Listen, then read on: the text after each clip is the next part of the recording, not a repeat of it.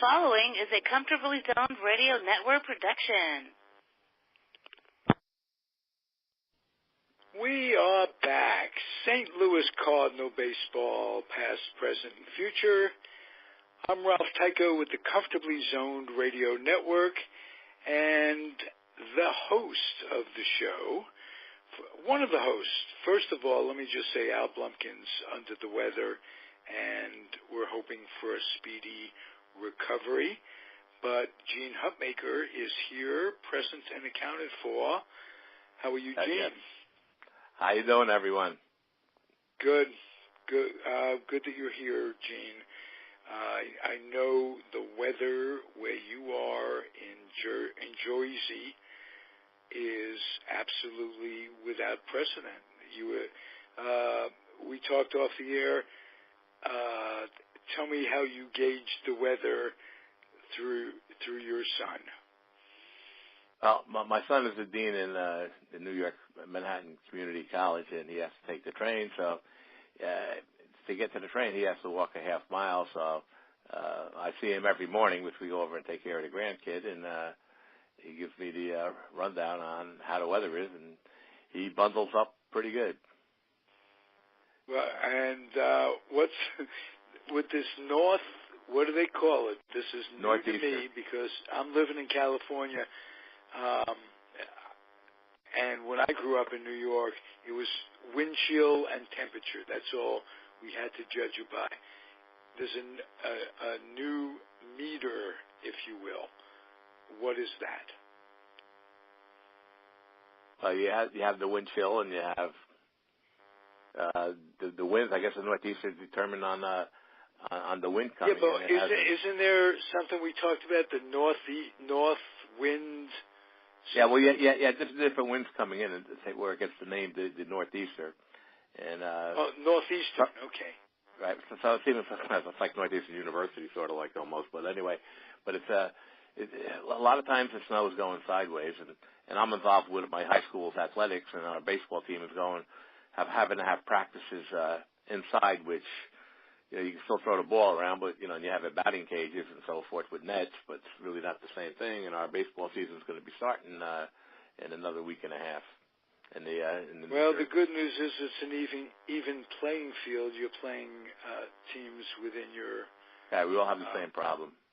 They all have the same problem, yeah. But, hey, kids want to develop from year to year, and they're no doubt working out in the gym. And that's cool to a certain extent, but you don't get the feel of the grass. You don't get to be able to judge fly balls. It's not good, and that's one of the real disadvantages about trying to progress as a ball player in the inner city. Now, conversely, we got the March Madness going on. I wonder just what percentage there is of players that come out of the tri-state area playing, because it's an inner city game and it could be played in the gym, that I bet they're supplying the rest of the country with talent, high proportion. Whatever those numbers are, I'm guessing they're higher than you'd imagine. Yeah, well, right now New Jersey's most famous player is Mike Trout, who's known as the Millville Meteor from Millville, New Jersey. They're down by Philly. That's interesting too, and that so he didn't get much playing time, and he's arguably the best player in baseball. Let's face it. Yeah, you can say that. and not be contradicted. All right, we didn't know each other then. This brings back a good question. Speaking of Mike Trout, and his current teammate, was a former Cardinal, Louis Pujols, naturally. How did you feel when he went to the Angels? How did you feel that he had left his game and that it's going to be somebody else's problem with the long-term contract. Yeah, well, I just felt that for him it was probably the best move because he could DH. And Pujols is always like one of my favorite players, actually. And personally, I felt bad because I'm a Cardinal fan. But for him, it was a good move. But the only thing, the Angels field is not that conducive for home runs, I don't think. Like if he went to Fenway, he'd probably still be hitting, 25 homers for the home games at Fenway. Because I see him play from time to time, an Angel game, and he hits a lot of warning track flies out in a lot of other parks. And everybody was saying that even though he had 100 RBIs this year, his on-base average was around 300. But every time I see him, he seems to be hitting the ball hard, and I know he can't run. He doesn't get any leg hits at all. But he seems to make contact. He's walking DH, but he's been playing some first base this spring, which is interesting. Yeah, they said he lost a lot of weight. And he's a real good guy, too. He's Yeah, square and community guy and with a belief system, and so far hasn't been caught doing anything that would be hypocritical to his image. Yeah, well, he's always like a big hurt type build. So I mean, as far as this, he was always a big guy, even when he was playing in a community college in Missouri. He was always like a big guy, and very little steroid stuff. Any tint of you mentioned steroids just now. Do you suppose there's any tint of that with him? Well, Jack Clark said something, but Jack Clark is often a loose cannon, and he's very anti-steroids, and he had to say something about Pujols on the radio, and he ended up losing his job over it, and Pujols was supposedly going to sue him. Okay, because Clark had no evidence and what have you, and whatever he had was vague. He probably said it in such a way, instead of saying rumored or reputed or allegedly, I don't know, but he probably said it like a jackass, that. But he's a loose cannon. He's known to be a loose cannon. It's not like somebody that has a lot of credibility. And but maybe was trying he to get ratings. A hitter or what? I hated seeing him leave the Giants as a Giant apologist out here. He was the ripper. This guy nobody in my lifetime watching ball, maybe Richie Allen for maybe Mantle. No, the ball never came off the bat faster. I mean, as fast with the ripper as anyone else. He could really hit. That's why Steinbrenner wanted him. Yeah, no question about it. You got to say this about Steinbrenner. If I don't like the Yankees, I've grown to respect them much, much more, and I sometimes fall into the trap of doing what Jim Valvano's brother said on the radio when he was growing up, and he was faced with the Giants playing the Cardinals in the World Series in '64. And who are you going to root for if you when the Yankees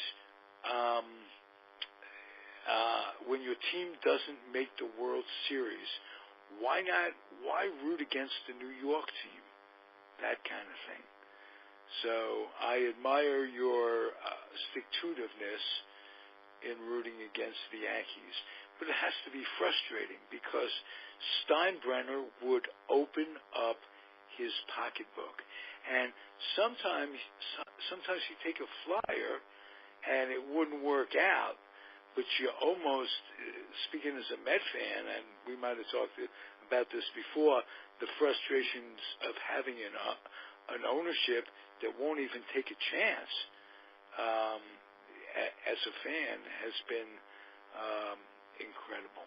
So his kids seem to be a little more conservative in terms of spending the bucks. The times are changing. They put a soft cap in, and I don't know how the unions ever agreed, the baseball union ever agreed to that happening. It just boggles the mind. They were going such great guns in terms of freedom and this, that, and the other thing, and this restricts it again. Just it's bigger money, but you're a much more well-paid slave, perhaps, but you're still a slave on certain levels. And if if their ability to sign you is restricted by a ceiling, then it's just not fair. They'd like to sign you, but they can't.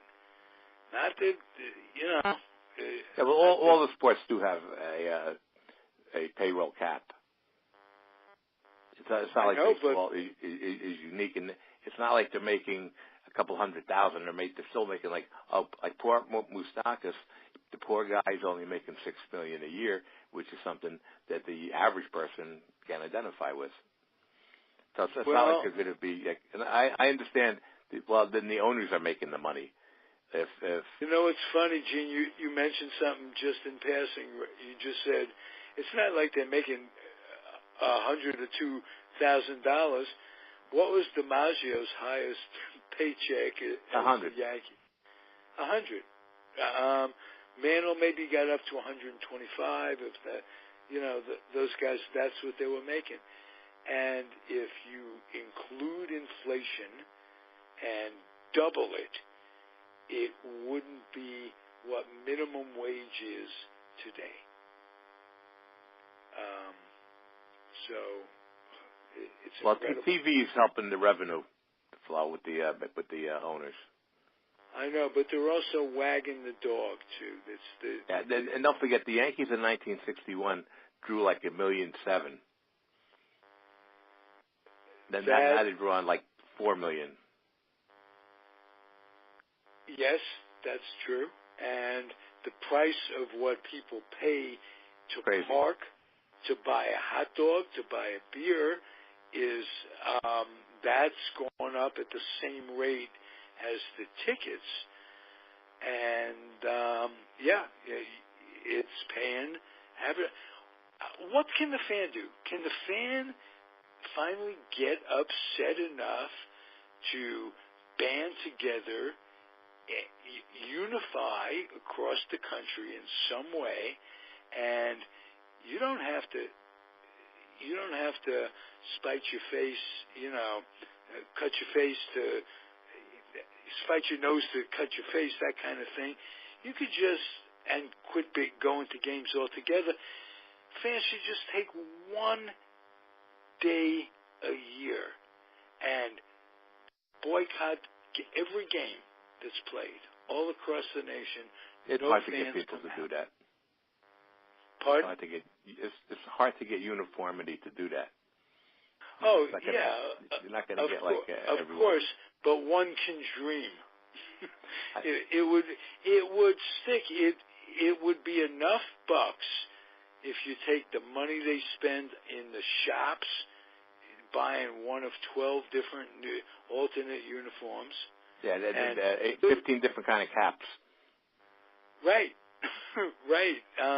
You mentioned something that, and I didn't pick up on it a couple of 3 weeks ago, but I was thinking exactly the same thing.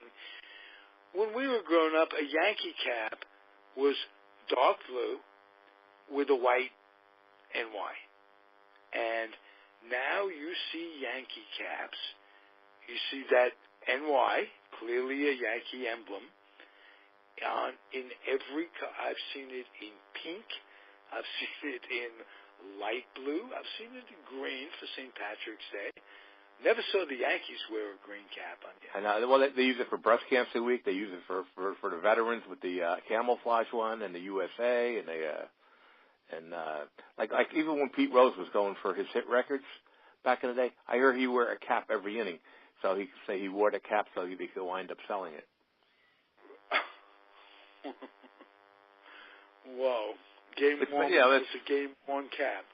Yeah, okay, let me wear this one. So, like, and even the baseball cards now, they have materials from the uniforms of players. Like even Babe Ruth, they got a uniform, they cut it up and they put it into baseball cards. I at one time had one of those cards with they do it with bats too. Right. Stick a piece of wood on there, and I had either a bat, a DiMaggio bat, which they reputedly authenticate, but I'd like to see who the authenticators are. Yeah, I know. Is it really that? I understand. Right. They cut it up and it could be anybody's bat. And if buying cards, autographs nowadays, if you don't see, I'm not talking to you, you know this, if one doesn't see the autograph of the ball player being signed in front of them, then you have no idea whether or not it's authentic. Because, like I say, these guys who authenticate it are hired by the people who are giving them stuff to authenticate. So would they be rehired or keep the gig that they have if they didn't authenticate it? So, and there are artists out there are forgers and what have you. Well, you know the Mickey Mantle story, right, with Joe Pepitone? No. Okay. The Yankees had to sign 24 balls before they went out on the field. And then, like, in 2 minutes, Mantle would be out on the field. And Joe Pepitone could never figure it out. The clubhouse boy or guy, whatever, had Mantle's signature down pat. So it was to the point where you really couldn't tell. So, like, so there's 24 balls.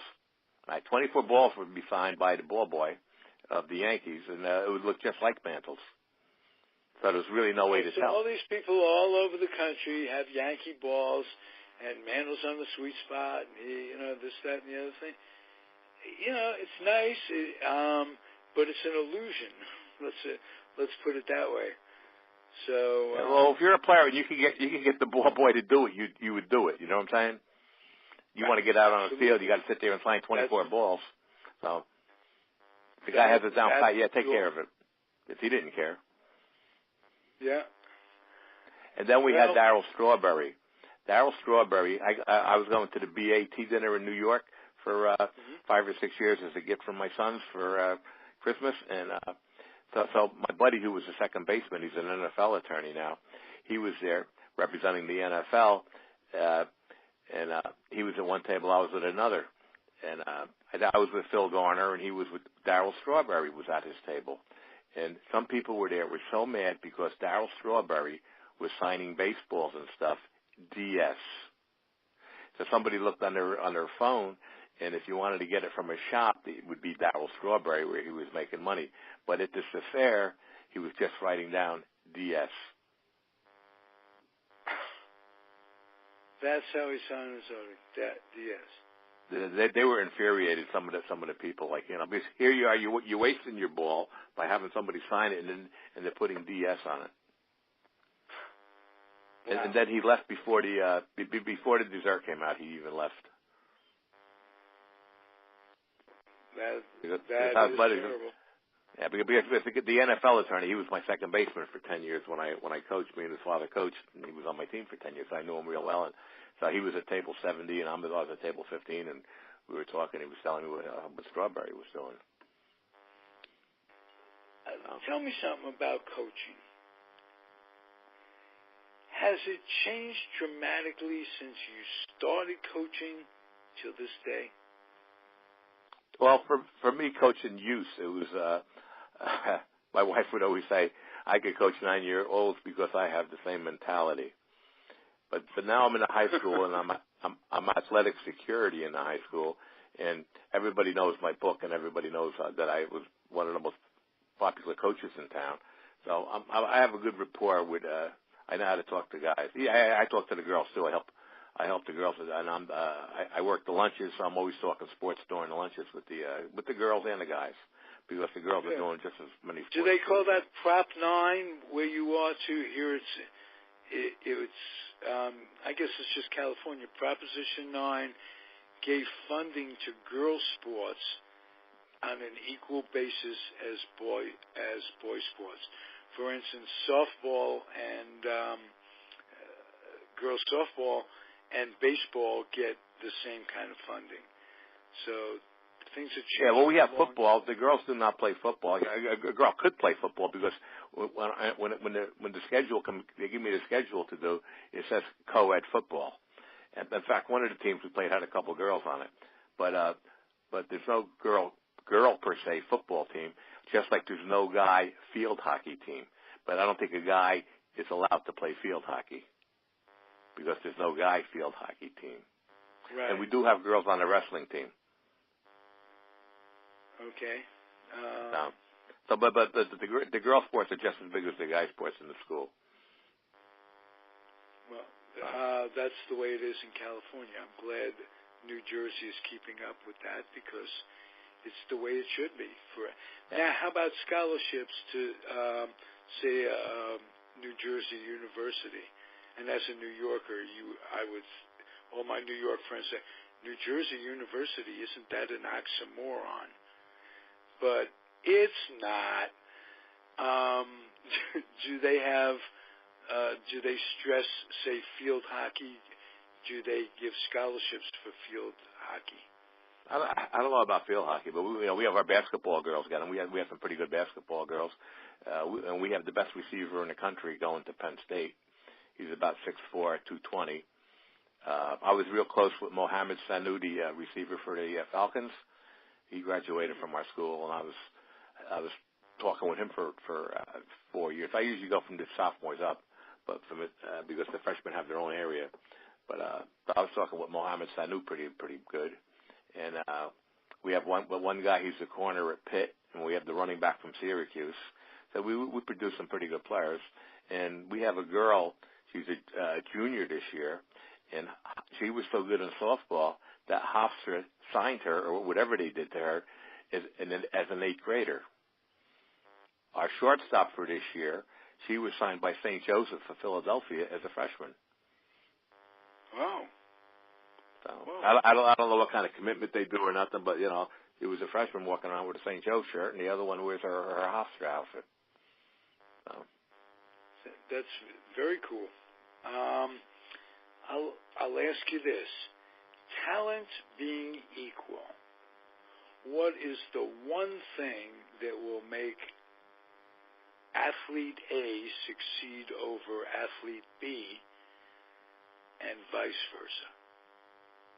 You got to just keep on going up to the level. Like my younger son, he was recruited by the Ivy Leagues. Columbia and Johns Hopkins were battling over him for baseball, and even Princeton wanted him, but he wound up going to Columbia. But he wound up quitting his junior year. My big thing was I didn't think he'd make the majors, but they got him, put him over the top to get into Columbia, and Princeton wanted him too because of his grade level, his marks school.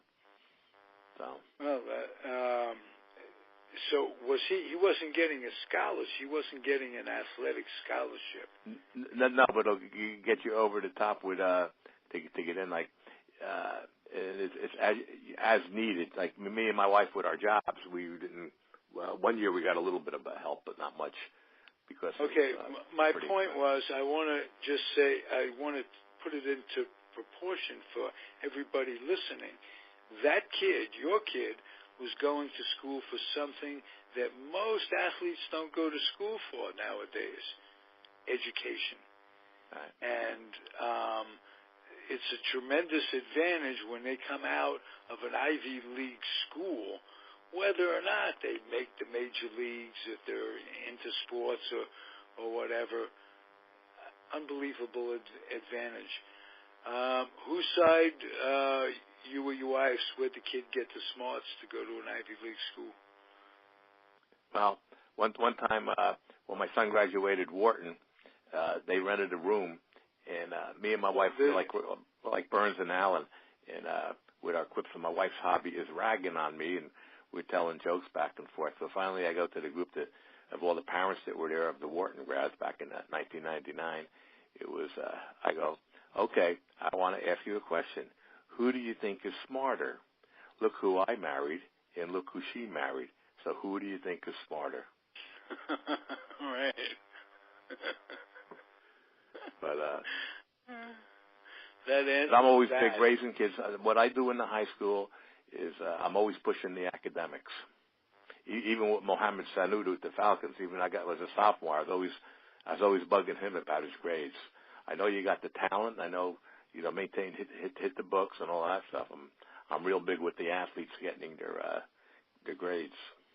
Yeah, and you could recognize the talent, being a coach, right away. You could, by the way the kid deports himself, you can recognize the blue chippers, the greyhounds, the world class, right away. Am I right? When you first I got a pretty good knack for seeing, and I'm a good motivator too, because we have one kid. He was a group 5.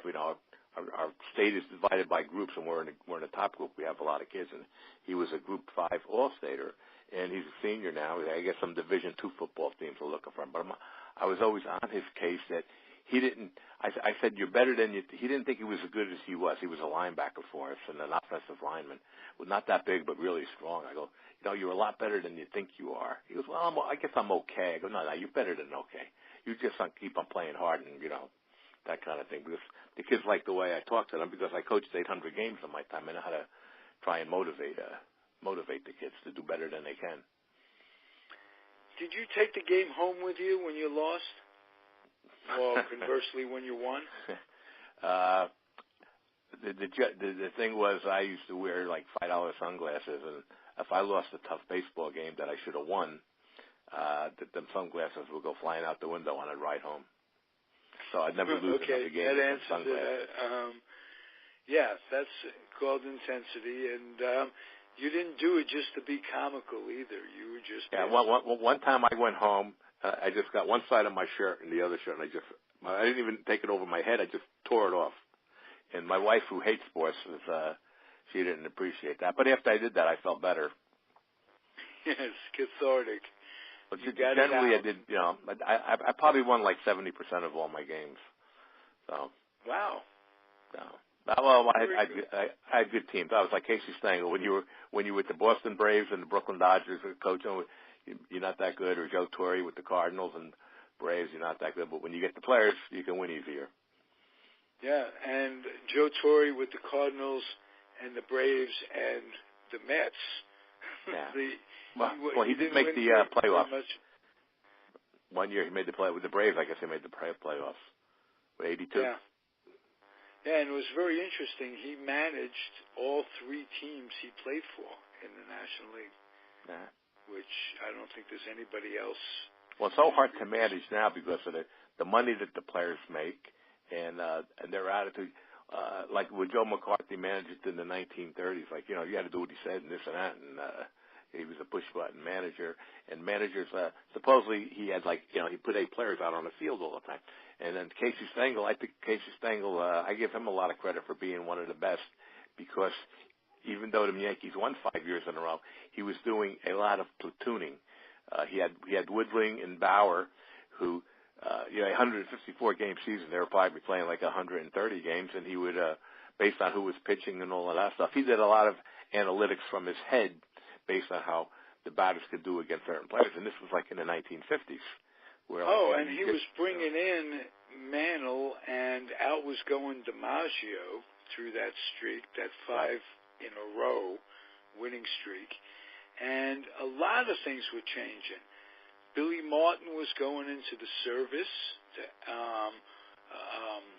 as was Jerry Coleman at second base. Whitey Ford. Fortunately, if you're a Yankee fan, or and I guess I am somewhat because I'm such a worshiper. He had Gil McDougall, did Casey. Played all over. Who started out as a third baseman.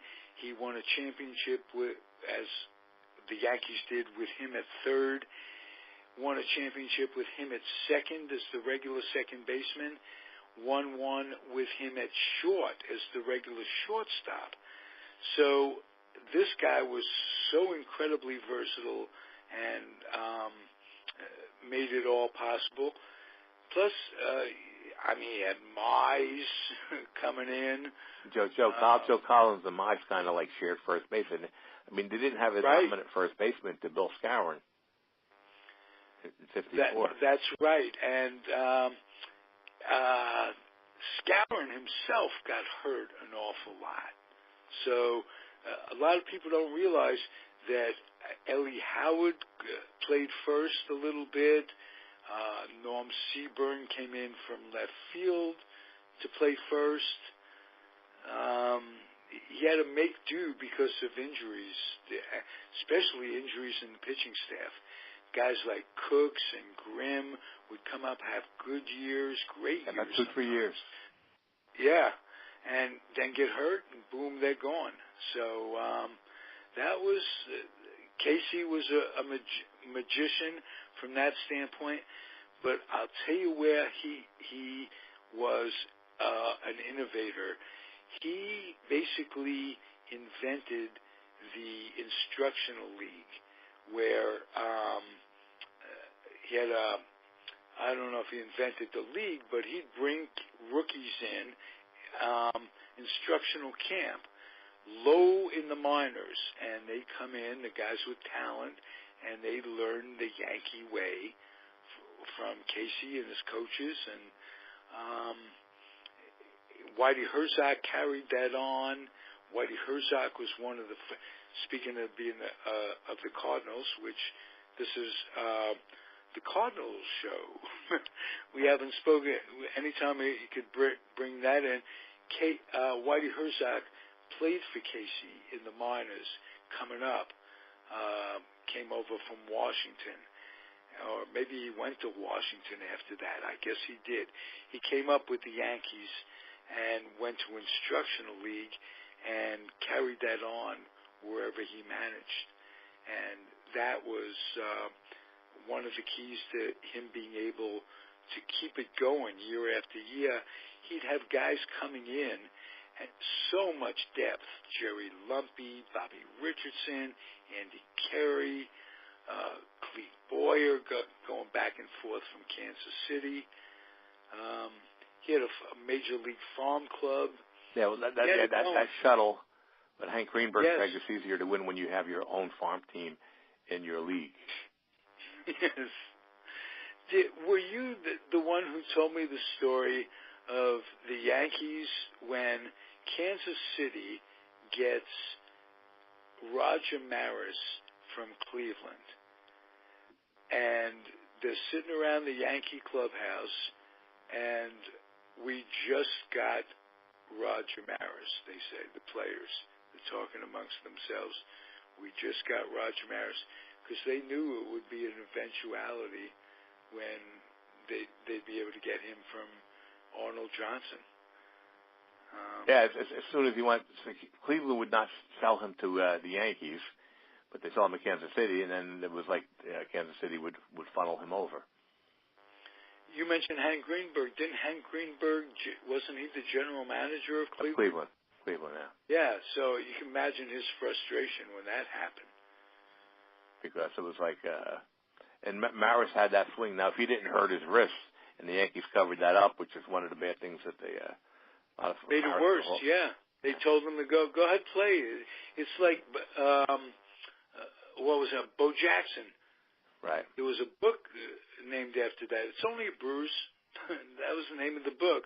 Only a bruise. Hell, it was a dislocated hip or something really serious, and it cost him his career. There was an athlete. Yeah, can you imagine if Jim Thome ever played for Yankee Stadium? Whoa, I always wonder why they never made an effort to, try. I know he's a Midwestern guy and everything. Maybe he wouldn't want to go, but Jim Thome with his swing and power at Yankee Stadium. Yeah, but could if he played, as you say, he's a Midwestern guy. Not just that he wouldn't want to live in New York. Could he live with the pressure of a New York stadium, of New York press, they try to get off to a bad start when they pay you for, I was going to say $5 million a year, but if they're only paying you $5 million a year, it doesn't matter if you get off to a bad start nowadays. But try $30 million a year and getting off to a bad start. And that illustrates what we're talking about. $5 million a year seemed like a lot of money, and it doesn't seem like that long ago that it does. And well, Stan Musial in 1959, he told the Cardinals, because they were going to give him the same salary, and he had such a bad year in '59 that he demanded that they give him a $20,000 cut. He went from $100,000 to $80,000. That was the only bad year of his career, and he came back not because of anything, but he didn't want to go out on that sour note. I think he hit like 265. Am I right about that? Right. But at 42, he was number 3 in the batting. At 62, he was 330 for his. He finished third in the batting race. Okay, I'll give you. When I was a kid, it was Mickey or Willie, and the other argument was Ted Williams and Joe DiMaggio. How does Musial fit in? You got to remember, like they were separate leagues. It was like comparing Ty Cobb with Honus Wagner back in the day, because Wagner played in the National and Cobb played in the American. So it's really hard. I mean, Musial didn't have no competition. Yeah, you had Williams and DiMaggio going against each other, but Musial was by himself the star. Mm-hmm. And Musial was a better all-around. Well, Williams was a hitter. Everybody knows he was like. If you want to say he was the best, I can't say he was better than Ruth, but some people say he was the best hitter ever, which I still maybe, but at least he's the second best hitter. But they talk about his field. He was playing left field in Fenway. His attitude with the other players. I know they had the book Teammates and everything, but he was kind of aloof. Where Musial was a great. Oh, teammate. He was bipolar. He was a crazy man. I mean, not that all bipolar, but he was a bipolar before medication for all of this. Well, he was good at shooting down Russian MiGs too. Yeah, he was that. He was that. Right-hand man to John Glenn up there. Right. Not too bad. He was a very, very bright guy, but difficult to be around because. But his teammates understood, and he was the guy to a lot of these guys, Pesky and Dom DiMaggio and Bobby Dorr. Yeah, Bobby Dorr. Well, I had a half-hour meeting with Dom DiMaggio at a dinner honoring him, and there was nobody around him, so I went over there, and my book wasn't published yet, and we were talking about my book, and we were talking about his book, Teammates, that he's in, and we talked a lot about. I didn't mention.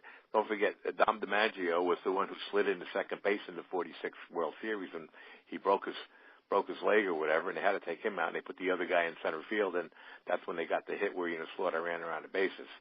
So I didn't bring that up at all, but no. but he was. The Dom DiMaggio was such a great guy. Oh my God, he was like completely different than I never met Joe, but from what I read, he was such a great guy. And me and him were sitting there talking for about a half hour about baseball. I'm trying to think. I recently interviewed somebody that got to know Dom DiMaggio and said virtually the same thing you did. The guy was just a prince of a human being, a self-made millionaire who did it the right way, great family, loved. He's very personable. Totally different than the image of his brother. Let's just put it that way. I mean, I went over there. I just sat with him, and there was other people around the place, but like just me and him just sitting there talking for like about a half hour or so. After the dinner, and some people were around, and he was just sitting there. I went over there and just he was talking about Bobby Dorr and Pesky and Williams. How Hey, good time. You mentioned your book. Tell people how to get it, if you will. Hey, well, I'm the author of Banned in the Bronx, The Yankee Hater Memoirs, 1953 to 2005. There's a real lot of Yankee books out there. It's good to see how the other side lives. Basically, the best bet to get it is at Amazon.com, and you'll see, if you go onto the Amazon site for Banned in the Bronx, you'll see 5-star reviews. It's not just my opinion, but everybody tells me it was great. And a lot of Hall of Famers. Brooks Robinson emailed me, told me how good it was.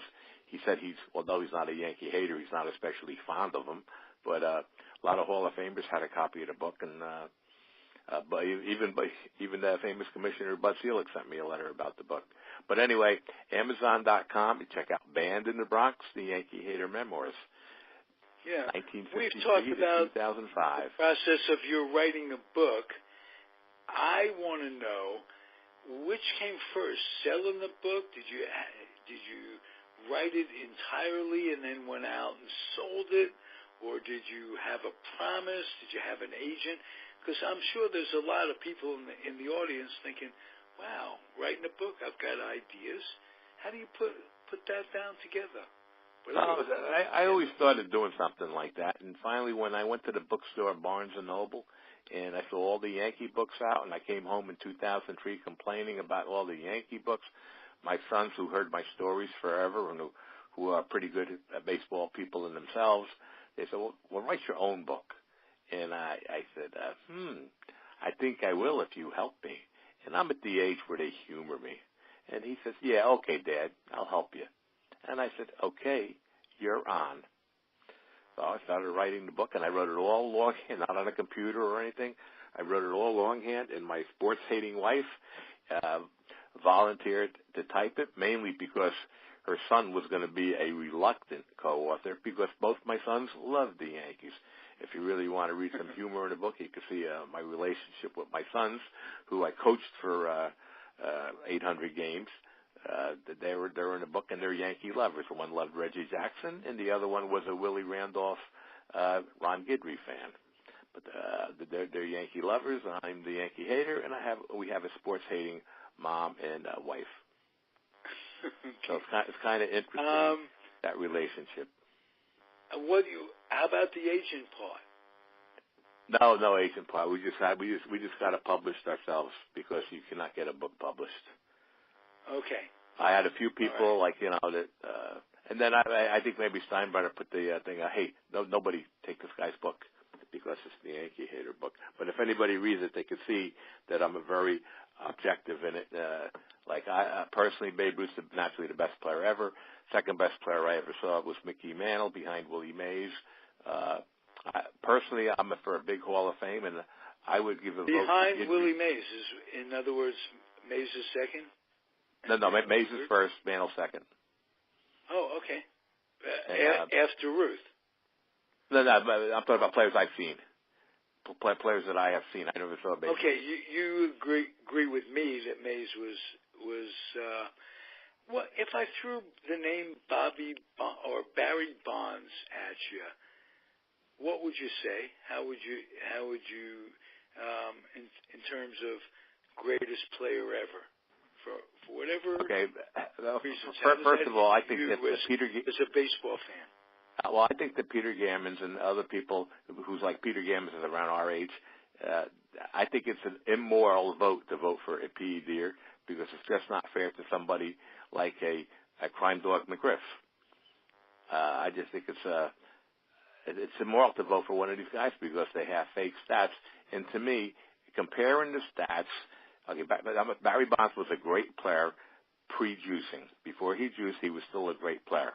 He was in the Duke Snyder mold of the mid-1950s when Duke Snyder has a record. Him and Ralph Kiner have a record of 40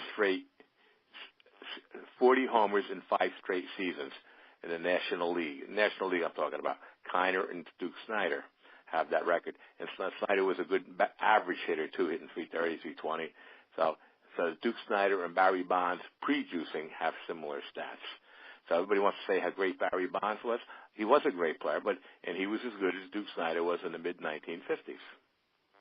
If you look at the RBI, before he ever touched the needle. Huh? Before he ever touched the needle. Right. He was. People don't realize how good Duke Snyder was in the mid-1950s in the 5 years. Oh, no question. He had more home runs than anybody in the 50s. Right. He also had a batting average. But in those years when he was allegedly juiced, Barry, he was batting against pitchers who were allegedly juiced. No, we know who the pitchers were. And not too many of the great pitchers were supposedly juiced. There was a few that come up. How can you say that, Gene? Yeah, but you have to go. If you skate, you skate. Like we don't know. Just because they haven't been identified. Well, that's the way life is, though. Because if you're not, we have criminals walking around that haven't been caught. In fact, most of the criminals are in Congress, probably. But anyway. But that, of course, but the thing is, if you skate, you skate. Or in the hierarchy of churches, synagogues, and mosques. Well, yeah, that's true too. But the whole thing is that if you skate, you skate. Like some people say, like Pujols, Cabrera, maybe, but they're not caught. Piazza was kind of like, some people didn't vote for Piazza because of the acne. Some people didn't like Irod. To me, I would not vote for Irod, Pudge Rodriguez, because of the smoke. It all depends on the density of the smoke. If you have the density... So isn't it all objective? And just because there is no smoke, because they have better chemists to cover it up, and they weren't caught, and nobody saw them with shirt general opinion off. of who used. And they admitted. Sheffield said he did it, and he saw Bonds doing it. These people are admitted users, and they got caught using. Okay, so assuming they're using, just because they get caught, would you say that 80% of the players they played against were users as well?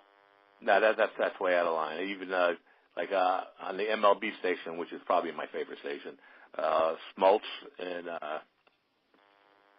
who's the third baseman of the Red Sox, was World Series MVP, Lowell, Mike Lowell. Oh. They were both on TV, and they were saying the amount of use was ridiculously reportedly high. No way was it that many. Okay. But still, like I say, if you're not caught. How do they know that when we're talking about X factor and the amount of use? Well, maybe they just weren't caught. Well, like Mike Lowell and Smoltz, they were in a club. They were in the actual clubhouses, and of course, like the greenies, right? The greenies were available, like M&M's on the clubhouse thing. If you wanted to take greenies, you just took them. They were so available. Anybody doing the greenies don't change the chemical makeup of your body. No. It's like me drinking water in Vietnam. It's an enabler so you can keep on going. Whereas the other stuff's an enhancer. And you could probably tell by basically the stats of the players. Now there were some marginal players, and there's been like stories written about them. So some of these guys admitted it. It got them. They weren't that good at all to make the majors, and by using the stuff, it at least got him into the majors as a marginal player. So right. A lot of them are great article in Sports Illustrated. They talked to 4 or 5 guys who were on the bubble. Right. The bubble guys. Make it. Pardon me. Right. That was the best article I ever read in Sports Illustrated because it really got these guys' emotion, and they were pissed for the right reasons. But you know what the worst part about steroids are? We haven't even talked about that. Is the high school kids who that think it's all right, and putting and the parents that would put a price tag on their kid to breed them, to give them preventative Tommy John surgery and stuff like that, and turn the other eye when kids are doing things. got to be aware. Well, like I'll give you an example. Mike Greenwell, right, 1988. He wants the MVP award because Canseco got it. Well, that's very true. And when Matt Kemp didn't get it, they gave it to Ryan Braun. Ryan Braun should give it to Kemp. Okay. In my opinion. Now, if you want to hear something on a personal level, back in 1990, was Kemp using? Did you know? No. There's no you don't know, ball right? But you don't know, do you? Yeah, but it's pretty much the consensus that if there's nothing on you, you're clean. That's the way. It's just like criminals and so forth. If you're criminals, you get caught. I'm saying, I think that if you're looking at it from that standpoint, you can't really judge anybody. Assume everybody was doing it. Players make their level playing field. Don't you know that it was more than Clemens pitching on steroids? Well, he's the main one, but there's really not hardly any pictures of, I think, Ross Grimsley, Kevin Brown. Pettit? How about Pettit? Pettit. Yeah, but there's not that many pitchers that are involved, and you can generally tell. Like, Clemens said, not that he admitted it, but I mean, if you want to believe McNamee, and Pettit said he did it. Pettit said that Clemens did it, and then he gave testimony. My point is, at the beginning, when they first started judging who was doing it and who wasn't, they were using the criteria of this guy's bulked up. But you know what? Steroids help your performance in other ways, in recovering from injury, in your eyesight too. Pardon me? I heard that it was also helps your eyesight too. Very well makes could you more, be. You know, and on a personal level, 1990, I knew every player in the Central Jersey area. I knew who my son's competition was to get on accolades after the season. So this one guy, he was a third baseman. The one third baseman, he went back to catching, so that knocked him out of the box. So my son didn't have to worry about him because he was going to get his accolades from catching. The other player, he didn't play supposedly because of mononucleosis. 20 years later, I found out somebody that was in high school with him, he started laughing. He goes, it was steroids. So if he played, my son maybe wouldn't have got the accolades he got if this guy was playing. Okay. This was 1990. Was he caught doing steroids? I don't know, but he was like he was evident because the guy that I was talking to, he was a staff member at my high school, and he says, yeah, I was on a team with him, and he was juicing. And sometimes I thought, well, I didn't go into but because it was steroids. I don't know whether it made him sick or whatever. But this was 1990. Okay, so there's an underground voice that tells you that it's more than just the guys who get caught. Because this guy never got caught doing steroids. Does it mean he never did steroids? But in baseball, if you look at the stats, like Crime Dog McGriff, he's considered clean. His stats, but you could tell if Sheffield stats went real high. He said that he got duped by Barry Bonds into doing it. But you could kind of tell. Oh, yeah, he was such a duper. He got Barry to let him by the hand. Yeah, well, don't forget, Sheffield wasn't the brightest bulb. I mean, he was throwing the ball away. Maybe not the brightest bulb, but a world-class athlete, Doc Gooden's nephew, he knew what was going on. He didn't just get duped into it. He might have been brought into it by him. Yeah, but without his knowledge of what's going on, what did he tell him it was? He said he got it from the train or whatever. He was all. I mean, Sheffield got to the point where he wanted to put a contract out on Bonds. Really? He was. Yeah, he was really infuriated. And Sheffield, I wasn't really a Sheffield fan, especially when he was with the Yankees. But he was one guy. Remember he was throwing the ball away so he would get traded when he was with the Brewers. Oh yes, I do. I mean, as a matter of fact, this is a good time. You're the one who brought up how you're not a fan of him, so I'm not going to offend you on this. I got to meet Gary Sheffield, and I was the Topps rep in Stockton, California, when he was coming through. And I got there early that day, and I was sitting in a room with a guy named Matchmer. He was the manager of Stockton, and Match came up and hit a home run his first time in the majors. And with the Angels, he's kind of a cup of coffee guy, and never got a Topps card. Never had one. And we're sitting, and he says, wow, that's one of my biggest regrets. He's back on the buses, coaching in the minors. He's had a great year, great career. By the way, I caught up with him a couple of months ago and had him on for an interview. And we're sitting and talking. He says, who are you here to see this year? And I said, well, I've got a contract for Gary Sheffield. He goes, oh, yeah, he's one of my guys. He's a sure thing to make the major leagues. So I'm looking forward to meeting him when he comes in, chatting with Matchmer, and he's telling me how it was just a great career. I want to give back. I want to teach. I want to communicate with kids. Here comes Sheffield. Matchmer says, Gary, could you come over here a second? I'd like you to meet Ralph. Sheffield goes, fuck it. Yeah. I mean, I would expect that. Here's what I got the article I got saved. A sixth witness, outfielder Sheffield, testified that while he trained with Bonds in the Bay Area before the 2002 baseball season, Bonds had arranged for him to receive the cream, the clear, and red beans, which the prosecutors identified as steroid pills manufactured in Mexico. Sheffield said he never been told that the substances were steroids. Bonds also was using the cream and the clear, Sheffield said.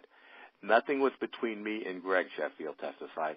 Barry pretty much controlled everything. It was basically Barry saying, trust me, do what I do. I know I've seen Greg give Barry the same thing I was taking. I didn't see him taking those red beans, but I seen him taking this clear and this cream. So he was really pissed. I mean, to me, he's not, like you just said, he's not the brightest. On Bonds. Huh? How could he? I think he's a punk, blaming it on Bonds. You mean to tell me he's saying that neither he or Bonds knew what we were doing?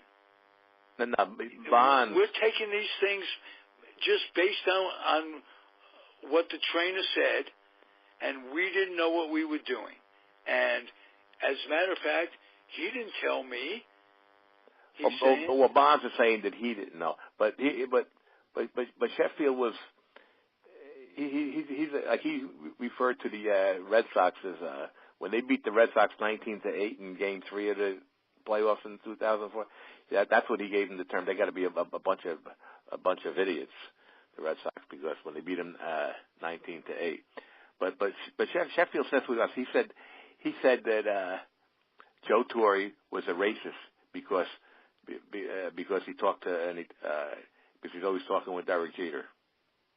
That's what he said about Torre. So Sheffield, he says what he wants. What do you mean?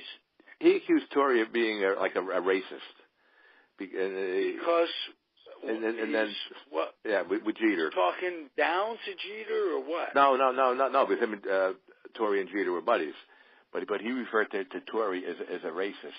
The one thing about Gary Sheffield, he's. I don't think he lies. I think he tells the truth, even how he feels. Not that he's right, but he'll express himself in however he feels. So, I like with Bond, I think he says, okay, I'll take the stuff. I don't think he's the sharpest bulb. the brightest bulb. Well, you don't have to be the sharpest bulb not to put. And Bonds is one clever person. Bonds is not stupid. No question about that. But whereas Sheffield Chef is. Isn't. I don't think he's stupid. I think he's a punk. Well, I think he's a stupid punk. Is what I know he's a punk. He came from, he came from Gooden's area, so and Gooden was doing the Gooden never juice. He was doing the coke and all of that, and I can see Sheffield doing that. But I don't know if Sheffield would actually do the steroids if he knew they were. Where Bonds was doing it because he was jealous of Sosa and McGuire. But you can kind of tell.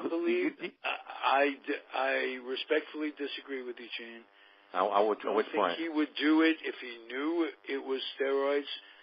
I don't think he'd do anything without knowing what it was. For Sheffield? Yeah. I don't know. What is he just going to say? How'd you get? In my opinion, he's easily duped. In my opinion, with him. Okay, he may be easily duped. There was a lot of luckhead players through the history of baseball, like a Hack Wilson type, No question. Like the Hack Wilson story was when they tried to get him to stop drinking, they got him a glass of tequila and they put a worm in it and the worm died. And they go, "What'd you learn from this?" He goes, "As long as I drink tequila, I won't get worms."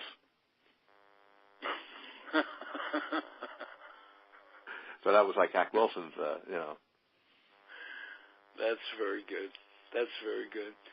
But, hey, let's talk some Cardinal / Branch Rickey. That was on the agenda for tonight, and you know that I'm such a fan of Mr. Rickey for a myriad of reasons. He came to the Cardinals after building the Browns up into a championship team. He signed George Sisler initially, and he invented the farm system with the Cardinals. Now, as a Cardinal fan, what are your thoughts about how much that revolutionized the game right there? Well, it did revolutionize the game. In fact, Landis busted them up a few times, the Cardinals, for having so many farm teams and other players and this and that. But the thing about Rickey was he wasn't a good manager. But they thought that he knew talent. So when they bounced him from being the manager, they appointed Hornsby to be the manager. He was kind of like indignant about it, he goes, no, we want to give you a job, here's what we want you to do, and he did it his own way, and he created that farm system with Dizzy Dean, Joe Medwick, Pepper Martin, and they won in the 30s. They were the best team in the National League in the 1930s, and then in the 40s they got Slaughter and Musial and Shandens. So he developed a lot of players and having the farm system. And I would imagine back then in the days of the South that there was no, people were lucky to have a radio, never mind there's no TVs. So I would imagine it was a lucrative thing to do is to have a minor league team, because that's what people would do. Go to the game. What are you going to do? You're going to work and then there's nothing else to do. There's no TV. They were like town teams. Right. So you go to the game. It's not like now where you have so much other stuff to do. Go sit home and watch TV. I mean, most of the people probably didn't even have a radio. No question. I mean, but it revolutionized the whole thing. Now, talking about revolutionizing the thing, the Yankees today, I think they tried it the first time. They had Judge leading off in the American League, which a lot of people are laughing at that, where they're having the best player leading off in the American League because they have you don't have to have a pitcher bat. The Giants tried that with Willie once or twice. More than but I know Willie led off in the All-Star game, which is if the pitchers don't bat. But it does make a lot of sense in a way because if you have Gardner hitting ninth, that's like leading off. Once it's only the first to bat, and that guy could bat in the ninth inning or something, if he was batting third, he wouldn't get up. But if he was batting first, he might. So to me, it does make a lot of sense. And Gordon's not a pure leadoff man, and you're increasing the amount of at-bats that Judge is going to get. So, and he had like a 400 on base average. So I did that. Well, I did that with my son. When my son was my leadoff. My son was my best player, and I had in rec league I had him batting third because I wanted some guys to get on so get it a home run. But when I was coaching our town tournament team, I had him leading off because I had other good players sitting 7, 8, 9. Once it went around, he'd be like, so he was my leader. Plus he could fly, going around the bases like a jackrabbit. So I had him leading off. Was there ever a time when you couldn't be totally objective about your kids? Or it was tough.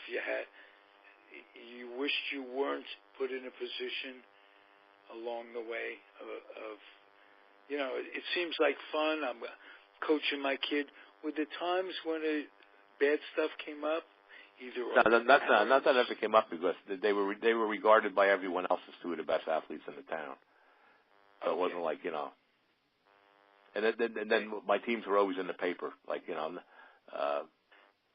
I'm assuming you were a pretty good athlete. We haven't talked about that.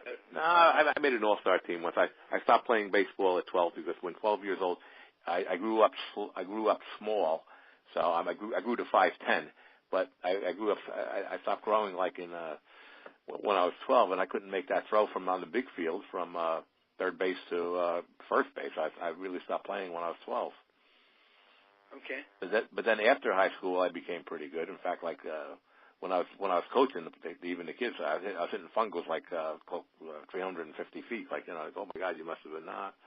But my sons were doing it when they were growing up in diapers. I spent a lot of time with them, and as far as me getting any bad, favor in my sons now because they were always considered, and everybody wanted to be on my team because they didn't have to face them. That was in basketball, soccer, and baseball, soccer, and basketball. I coached. Hey, let me get back to Branch Rickey. You say Mr. Rickey is the and then the Dodgers stole him. Then the Dodgers stole him, and then he went from the Dodgers, stole Clemente from the Dodgers, and that's because O'Malley didn't like him. Right. No question. O'Malley forced him out because O'Malley hated Jackie. Yeah. And O'Malley wanted to be the star. He wanted his name, Walter O'Malley's Dodgers, that kind of stuff. From there he goes to the Pirates. He builds the Pirates to a championship team. And before coming back to be a consultant for the Cardinals and to really help them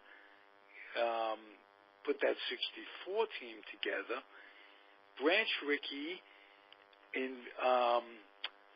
headed what they called the Continental League, which in essence, we'll get into this on another show maybe, but it forced expansion.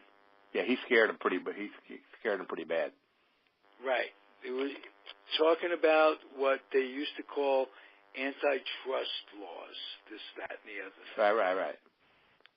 And forced them into it way before they would have.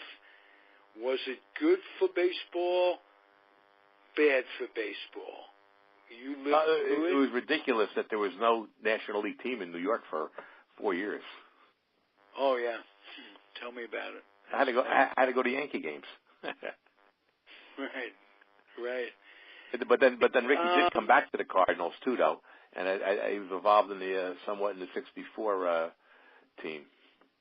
There was a problem with him and Devine. He was a consultant, and from what I've read, and I can't think of anything offhand, I think it was Peter Golenbach's book on St. Louis, where he talked about both the Browns and the Cardinals. Right. I read that book. I got that book. Yeah, he talks about Rickey's importance in the '64 Cardinal season. Yeah, I think there were problems with him and Devine. Yeah. Every now and again, I have to take my hat off to the man. We didn't even mention his dodgy years, the breaking of the color line, what he had to go through there. But what we talked about in relationship to just the Cardinals, helping them with the 64 pennant, inventing the minor leagues, basically. And he's quite a man to be remembered, Branch Rickey. Never went to a game on Sunday. Pardon I never went to a game on Sunday as promised to the mom. Well, pious man. He had a belief system. Well, back in them days, a lot of people weren't supposed to do stuff on Sundays. But the blue laws, you couldn't sell this, you couldn't sell that on Sundays. Hey, they still have blue laws in Philadelphia. You can't sell meat on Sundays or this, that, you can't buy booze. Yeah, but the 30s, he had Pepper Martin, Medwick, and Dizzy, and they won in 31 and 34, and they were competitors. Like they were always with the Carl Hubble Giants and the Cubs back in the 1930s. But if they Landis interfered with busting up some of the players and this and that. I didn't know about that. My major problem with the Cardinals was that they signed that great catcher from St. Louis, Joe Garagiola, and let Yogi Berra go. And they also had that great guy from Oklahoma right in their back who was a great Stan DeMann fan, Mickey Mantle. There's no way that them two guys should not have been Cardinals. Well, other than the Yankees had Bucks and that great scout, Genovese, I think his name was, or was that Green something or other? Yeah, right. Greenwade, maybe? Greenwade, yes, Tom Greenwade was. The Cardinals missed it with Mantle. I mean, Mantle was, in fact, me being a big Ken Boyer fan, the Boyers and Mantle brothers used to play against each other all the time down there in Oklahoma. Right. Yeah. How about this year's team? We'll quickly go to that before we close it out. Well, the Cardinals need a closer. They don't have a closer. They got some young pitchers, Flaherty and a couple other. We don't know what they're going to do with Alex Reyes yet. Flaherty. They got a super catcher behind the Yaddy, Carson Kelly. So they want to supposedly they want to play him, but so they'll probably have to play him at AAA or something. But to just be a backup for Yaddy, and this Harrison Bader is supposed to be a pretty good outfielder. But the key's going to be pitching. You got Greger. Didn't you go out and get Gregerson over? Yeah, but he's hurt, whatever. So they don't know what they're going to do with the closing yet. Okay, back in the old days, you didn't worry about it because your pitcher was expected to go to 9. Well, yeah, back and that's by the times board. they are changing. Now they've been changed. But they don't even want to go through the batting order more than twice. Yeah, but look, I understand that. I go along with that stats too. I mean, as far as in the sixth inning, they start to hit the guy. So I could even understand that. But like Bob Feller used to say, the 6th and 7th inning he used to slow down a little bit so we could have something for the 8th and 9th. That was part of it, pacing and what have you. Absolutely.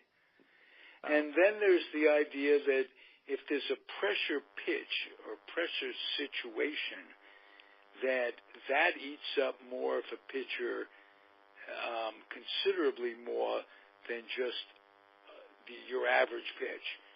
The guy's pitching 3-2, 2 out in the 9th, that kind of thing. So I think being the closer is a psych thing. Like some players may not be as good as someone else, but they have that psych and toughness, and the tenseness of the situation does not affect them. Well, I'll give you a good example of that. The newest podcaster on this station is Skip Lockwood. And Skip was the Mets closer for 4 or 5 years. Terrific closer. And in his first show the other day, we were talking just about that. the psych thing. He said he'd go out and look the batter in the eye. He wasn't pitching to the catcher. He wasn't pitching to anything but to get the ball by that batter. And I hope everybody out there will listen to that podcast. It's Insight Pitch, named after his book, with Skip Lockwood. So it's on the Comfortably Zoned Radio Network. It's out there. We archive all the shows we do on YouTube. Check that out. It really speaks to what you're talking about, Gene. It's that intensity, that going out there as if the mound is yours, the game is mine. Yeah, I kind of knew, like, I coached the same kids basically from 8 years old through 18, and I kind of knew their psyche, who could do well at this point, you know, who's up with the bases loaded and stuff like that. I kind of knew their psyche. I knew who had the toughness to deal with it. But as far as the Cardinals, coach, that's why you won. You put the kids up in the right position.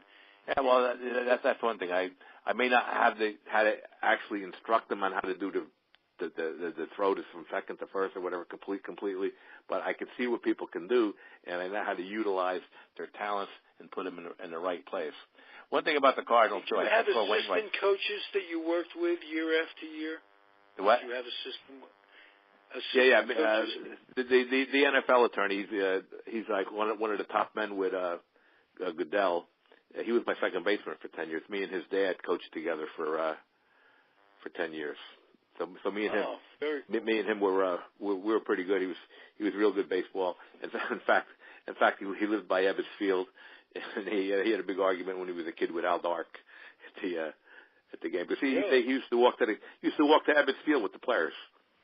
He's a little bit older than me. He's about 5 years older than me, but he grew up in right by Ebbets Field, and they used to walk with the Dodgers to the games. Oh wow, great man! And he's telling me about the fight he had with Al Dark, an argument like, he's a kid, like, I get the hell out of here, kid. That's funny. There's a line.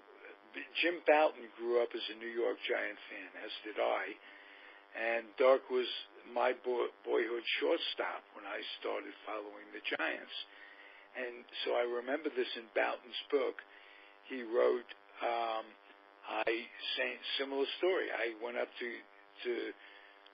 Alvin Dark, my boyhood hero, and I said, can I have an autograph, or could you give me a ball? He says, Dark says, take a hike, kid.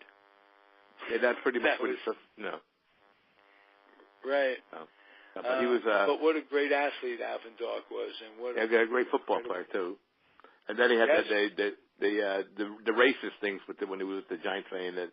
And with Ye's, he had a lot of problems, but he got to give him credit. They called him the Swamp Rat when he would Swamp Fox.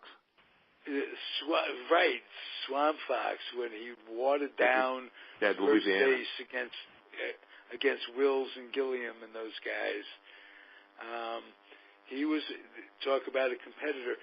I keep thinking I got to look this up, so maybe you can help me. You have a better memory than me. Alvin Dark played at LSU, and there was an All-American halfback there at the time, and reputedly he beat him out and then went on to baseball or whatever. And do you remember who that was?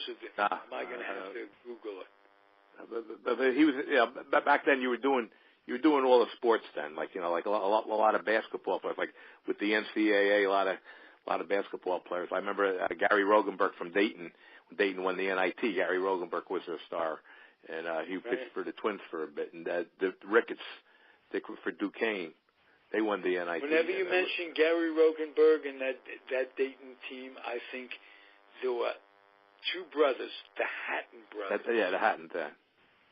And that was a pretty good team. Like I went to the same NITs and the holiday festivals as you back then. I went over my cousins in Brooklyn. We used to go all the time. Yeah. So Paul Hogue in Cincinnati when they beat Dayton. They beat Dayton in the holiday festival because Chmielewski wasn't. But in the finals, he dominated Leroy Ellis. I remember that like it was yesterday because Hogue later became a Knick.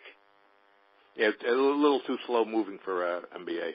Yeah, well, you go to Bellamy training camp, and there's something about if you're a Knick draft choice back in those 7, 8, yeah. 10 consecutive years, you go into camp, and there's something that a machine that you walk through, and all your first step quickness goes away, your real athletic ability, poof, and they just push a button, you walk out of there, and you're a stiff.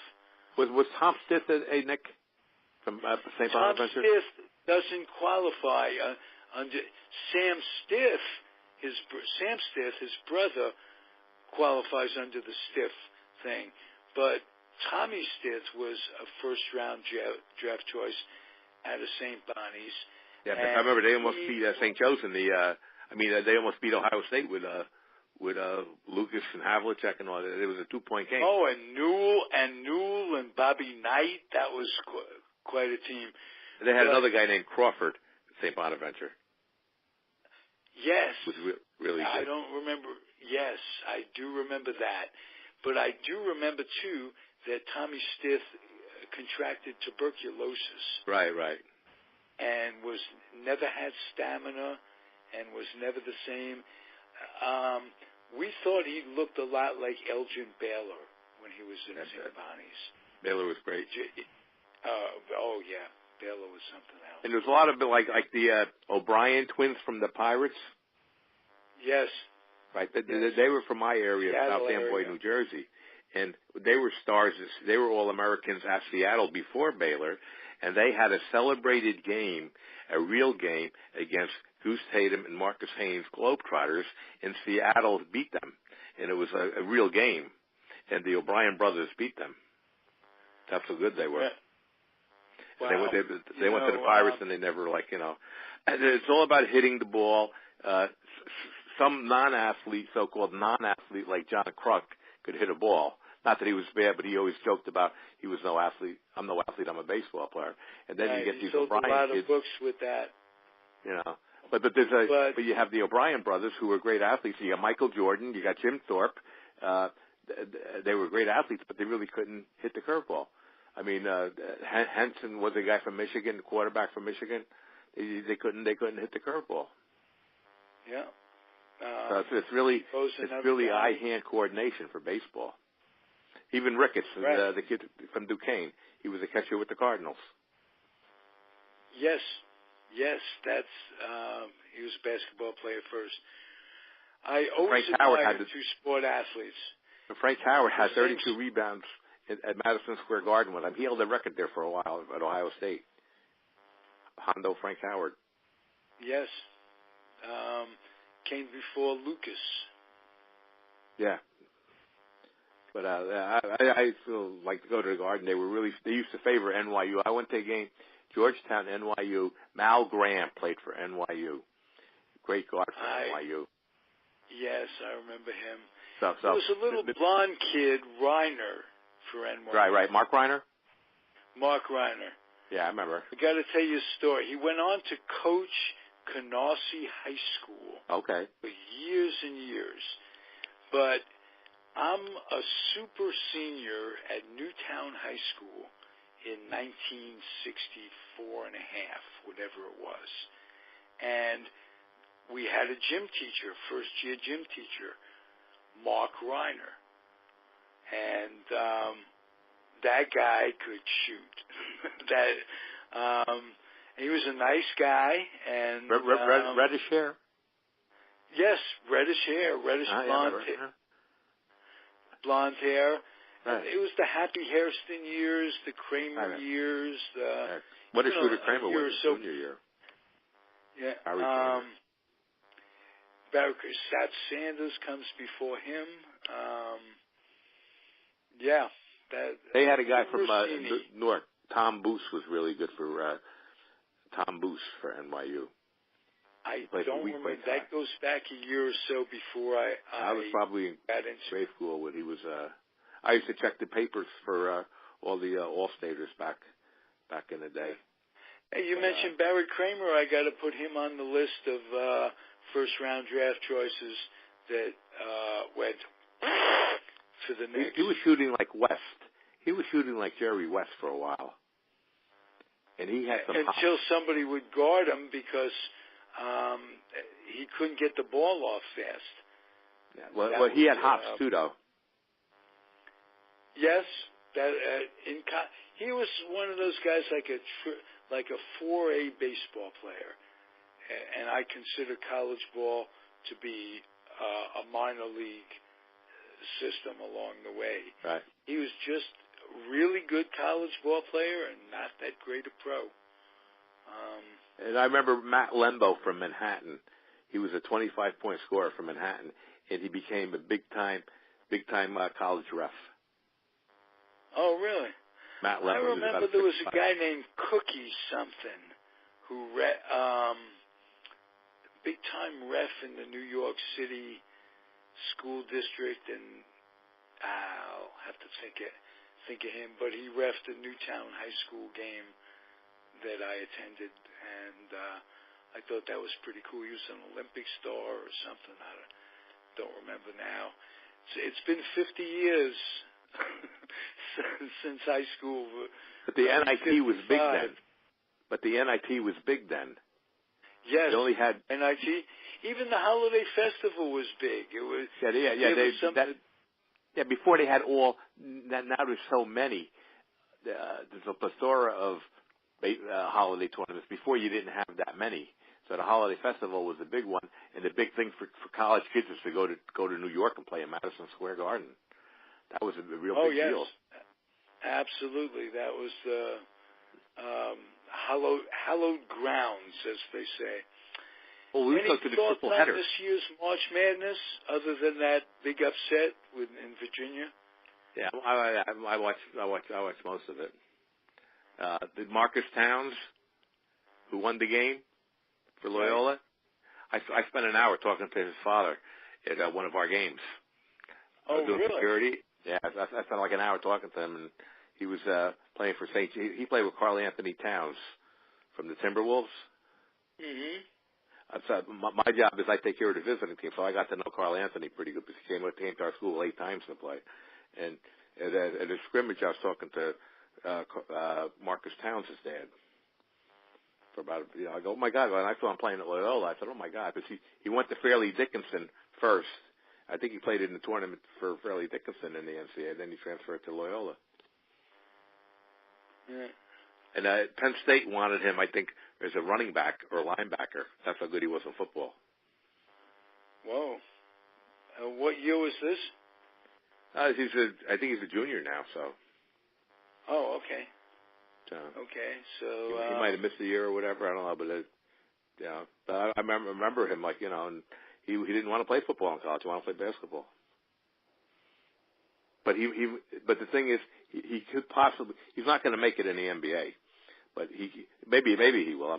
But he would have a better chance probably to make it in the NFL as a linebacker. Hey, Gene, I feel sorry for him for that reason, but I feel so sorry for myself. I'm just coming to the realization that I'm not going to make it in the NBA. So, well, I don't have any tattoos, so I can't play in the NBA. Okay. Well, I don't have any tattoos, but I don't have any skills either. So I could shoot the ball. I could shoot the ball. That was my major. And I might be a little long in the tooth for that now. I can't shoot it anymore with arthritis. But I was and in fact, when I was 45 years old, I was still in my coaching days, and the guys go, "Hey, come on, we need another guy who will take it easy on you." They left me open, and I'm a shooter. I never lost like a horse, or I could always win because I could just make 3-pointers 8 out of 10. I'm not good on a layup because I learned how to shoot with a basket on a tree limb in my backyard, a 10-foot tree limb, and no backboard. And I learned how I shot for hours back there from eighth grade all the way through high school. Although I didn't play for high school, when I was 20, I did play against the high school guys, and I could hold my own, especially shooting. Did you get encouragement from your dad when you were growing up? Is that he was busy working a lot, but he did. In my book, in the 1957 chapter, I got he was available. He was helping coach out whenever he could. But my mother was a basketball star in the 1930s. My mother was known as Stella All-Star, playing in an industrial women's league. And Very cool. Hank Lucetti was the first guy to shoot with the one hand in the early 40s. So my mother was playing in the 30s, and she had the set shot. And my mother was actually 2 inches taller than my dad. She was about 5'8". My father was 5'6". But she used to play a lot of basketball, and she could shoot the set shot. She was known as Stella All-Star. Real cool. Yeah, but like I said, my son's growing up, my job, I used to run the post office in New Brunswick. I was allowed to have my hours where I could do all the coaching. I was really fortunate the way my jobs worked out, which I was available. I know a lot of people get out at 5 o'clock, 6 o'clock. It's really hard to coach. I used to get out at 3:30, so I was able to have time to have a 4 o'clock practice and whatever. So I could spend a lot of time to do that with practices. Nice.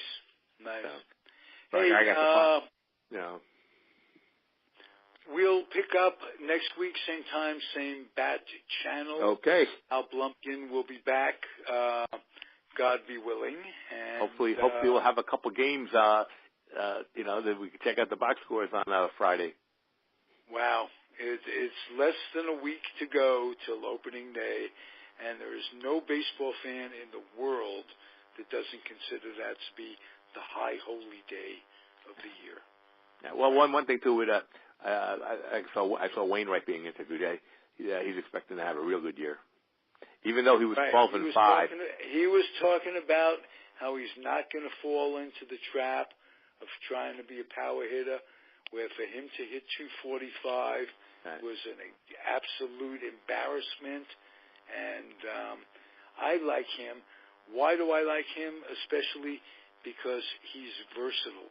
He can play 2 or 3 different positions, and over the course of the year, it's not just 9 guys that determine it. It's 25 guys. And sometimes 40. There are going to be injuries. They're going to have to move you around. In the spirit of Casey Stengel, I like the guy. Well, people seem to be playing less because I think they're over-muscular. Not as much as they were when they had the steroids, because I think you get too powerful with your muscles, and your ligaments can't handle it, and they start popping, whatever. And I'm not medically versed, but it seems to me that the muscles are too big for their ligaments. Yeah, and the tendons, they're not. You can't build that up, and that's exactly what happens.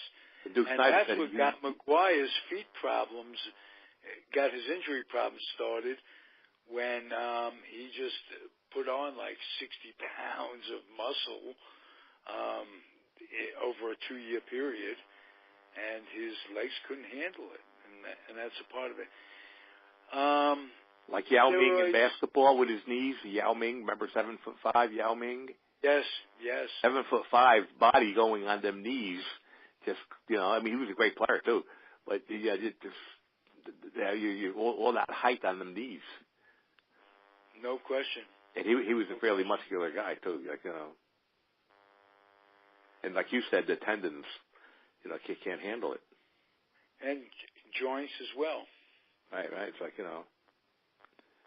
but it's I'm going for my second knee replacement in June. Oh, you really? What are you going to replace it with, Gene? Whatever they have. I already got my right one replaced, and it's 4 years ago, and it worked out fine. Now I'm getting my left one done. I was umpiring. Wow. I was umpiring at 60 years old. I was doing like the 11-year-old league in town. I was doing triple headers behind the plate at 60 years old. Whoa. So, but I enjoy doing it. I like when anybody starts complaining about my umpiring and complaining and hollering, I just ignore it. I make believe it's my wife. Okay. Great ability to ignore it. Read the book, ladies and gentlemen. Where's the best place to buy it? Check it out, Amazon.com. Banned in the Bronx, The Yankee Hater Memoirs. Yeah, 5-star reviews. I'll ask you this, because our audience on this network, we're a bunch of fanatics. What if somebody likes the idea of having your book, but wants it personalized, wants an autograph from you to They can them? check me out on Facebook and contact me on Facebook. We can make arrangements. You'll be glad I had to do that. several people do that. I had several people do that. They want an autograph That'd copy. be great. To contact me. Whose autograph would you sign? Would it be Mickey Mantle? No, it's Gene Hutmaker, the Yankee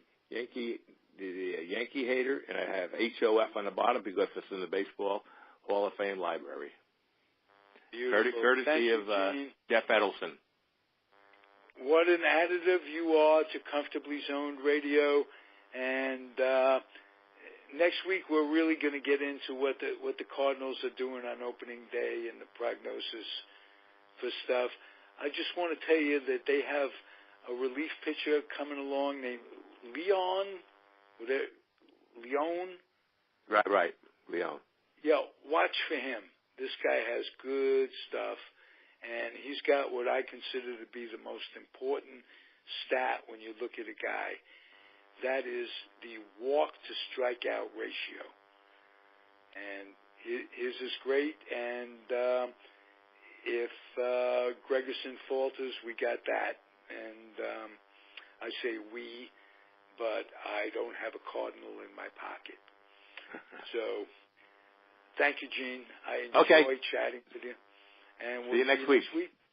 Adios, my friend. Yeah, bye. Adios, everybody out there, too. Be well. Bye.